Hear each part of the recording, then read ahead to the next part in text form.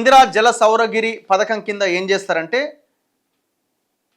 రైతుల యొక్క భూములని అంటే ఎవరు గిరిజన రైతుల యొక్క పోడు ఆ భూములని వ్యవసాయ యోగ్యంగా మారుస్తారనమాట. ఆ వ్యవసాయ యోగ్యంగా మార్చడానికి ఇంతకుముందు 3 ఫేజ్ కరెంట్ ఉన్నటువంటి బోర్లు అవన్నీ వేయించేసి వాళ్ళకి ఇచ్చేవాళ్ళు.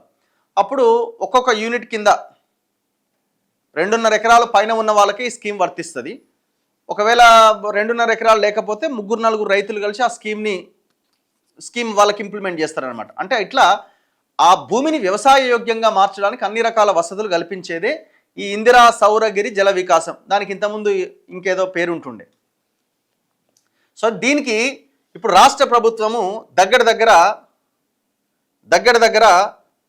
12,600 కోట్లని కేటాయించబోతున్నది. దీని వెనకాల చాలా పెద్ద కథ ఉన్నది. ఎందుకంటే ఇది ఇంకా డబ్బులు రిలీజ్ కాలేదు, స్కామ్ ఇంకా జరగలే. కుంభకోణం చేయడానికి కొన్ని శక్తులు నవీన్ మిట్టల్ అండ్ శరత్ ఇప్పుడు రెడ్కో చైర్మన్ అయ్యండి. ఆయన ఐఏఎస్ పదవి అయిపోయి ఇప్పుడు ఆయన రెడ్కో చైర్మన్ అయ్యండి. ఇప్పుడు ఇట్లాంటి వ్యక్తులు కొంతమంది చాలా విపరీతమైన ప్రయత్నాలు చేస్తున్నారు. సో దీన్ని మనం ముందుగానే అడ్డుకొని ప్రజల ముందు పెట్టాల్సిన అవసరం ఉన్నది.